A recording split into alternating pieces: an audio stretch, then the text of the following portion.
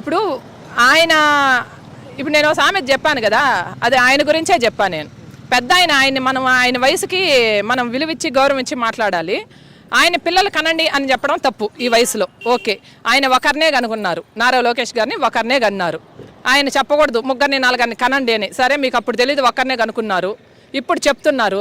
ఇప్పుడు ఆయన కనమనండి వాళ్ళ కొడుకుని, నారా లోకేష్ గారిని ముగ్గురిని నలుగురిని కనమని చెప్పండి. ఆయన ఎందుకు ఒకరినే కనుక్కున్నారు అంటే, చంద్రబాబు నాయుడు గారు ఒకరినే కనుక్కుంటారు, నారా లోకేష్ గారు ఒకరినే కనుక్కుంటారు, ఈయన దగ్గర ఉన్న ఎమ్మెల్యేలు కానీ మంత్రులు కానీ వాళ్ళు కూడా ఒక్కొక్కరినే కనుక్కుంటారు.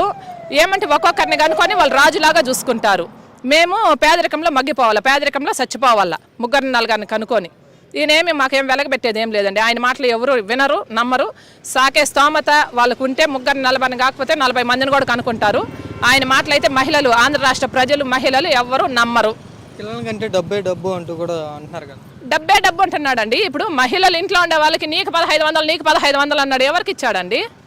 ఇంతవరకు పని అమలు చేశారా? అది ఏమైనా స్టార్ట్ చేశారా? ఏం లేదు. ఇప్పుడు 2 సంవత్సరాలు అవుతుంది. ఎవరికి ఇచ్చారు?